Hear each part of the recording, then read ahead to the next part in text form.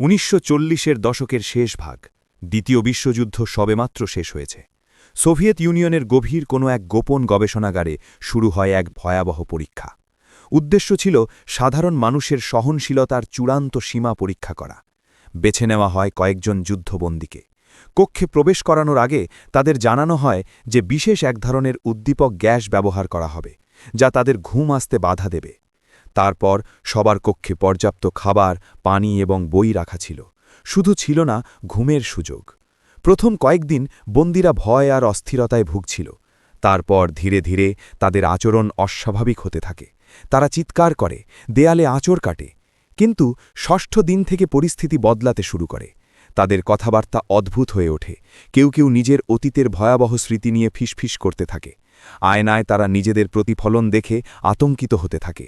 বিজ্ঞানীরা মাইক্রোফোনে কান পাতলেন। কিছু শুনতে পেত না, শুধু মাঝে মাঝে কাগজ ছেঁড়ার শব্দ পেত, এবং তাদের দিন আর রাতের মধ্যে কোনো পার্থক্য বুঝতে দিত না।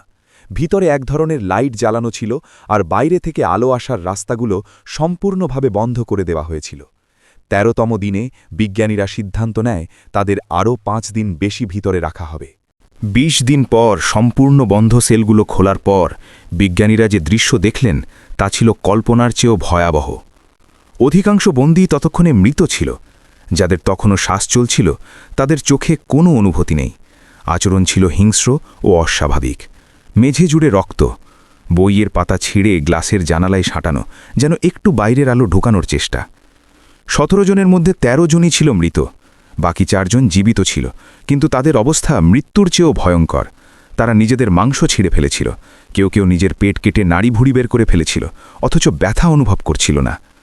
যখন তাদের সরিয়ে নেওয়ার চেষ্টা করা হলো, তারা সহিংস হয়ে ওঠে। গ্যাস বন্ধ করার পর একজন বন্দী অপারেশন টেবিলে মারা যায়। বাকি ৩ জন কিছুদিন পর আত্মহত্যা করে মারা যায়। আশ্চর্যের বিষয় হল, তাদের ৩ জনকে আলাদা আলাদা কামরায় রাখা হয়েছিল, কিন্তু তারা ৩ জনে একই দিনে ঠিক একই রকমভাবে দেওয়ালে মাথা ঠুকিয়ে আত্মহত্যা করে।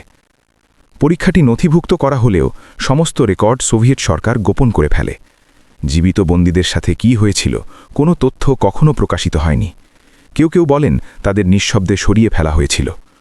আজও এই ঘটনার রাশিয়ান স্লিপ এক্সপেরিমেন্ট নামে ইন্টারনেটের অন্ধকার কোণে আলোচিত হয়। বিজ্ঞানীরা বলেন মানুষ ঘুম ছাড়া বাঁচতে পারে না, কিন্তু যারা এই পরীক্ষার কথা জানেন তারা প্রশ্ন করেন, ঘুম ছাড়া আমরা কি সত্যিই মানুষ থাকি, নাকি অন্য কিছু হয়ে যাই?